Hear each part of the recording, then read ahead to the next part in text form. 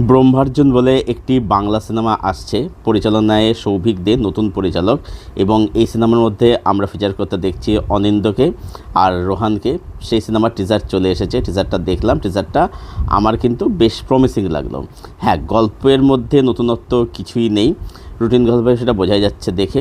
তবে এমনি সিনেমাটার যে টিজার দেখলাম তার লুক অ্যান্ড ফিল, বিজিএম, সেগুলো দেখে ভালো লাগলো। এবার দেখার যে এই যে ব্রহ্মা আর অর্জুন মিলিয়ে ব্রহ্মার্জন করেছে, মাঝের রেফারেন্সটা কী হবে সিনেমার মধ্যে সেটা দেখার মতো বিষয় হবে।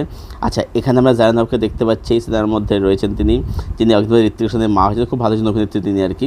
অনেক সিনেমাতে উনি কাজ করেছেন, বহু বছর পুরনো অভিনেত্রী। তাকে দেখতে অনেক ধরনের হিন্দিতে এখানে রয়েছে আর কি। এছাড়া জয়জিৎকে দেখতে পাচ্ছি, অনিন্দ, রোহন, তাদেরকে দেখতে বেশ ভালোই লাগছে দেখতে। অ্যাকশন করছে, ভালো লাগছে, ফিজিক্যাল দেখতে ভালো লাগছে দেখতে আর কি। দেখা যাক সিনেমাটা কীরকম কী হয়। টিজারটা তোমাদের কীরকম লাগলো কমেন্টে শেয়ার করে জানা। এর subscribe, thank you so much, bye by.